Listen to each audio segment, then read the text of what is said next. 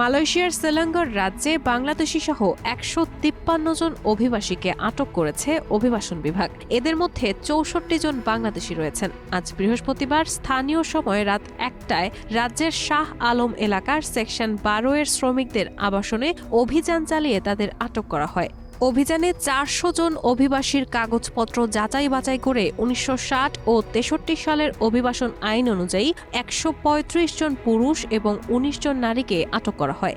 আটক হওয়া অবৈধ অভিবাসীদের মধ্যে বাংলাদেশি ৬৪ জন, ইন্দোনেশিয়ান ৫৬ জন, মিয়ানমারের ২৭ জন, নেপালের ৫ জন এবং ভারতের ১ জন নাগরিক রয়েছেন। শ্রীলঙ্কার ইমিগ্রেশনের পরিচালক খায়রুল আমিনুস কামারউদ্দিন এক বিবৃতিতে জানান, অভিযানে দেখা গেছে নির্মাণস্থলের বেশ কয়েকটি তলা বিদেশি শ্রমিকদের আবাসন হিসেবে ব্যবহৃত হচ্ছিল। বেশ অপরিচ্ছন্ন ও দুর্গন্ধযুক্ত পরিবেশ ছিল সেখানে।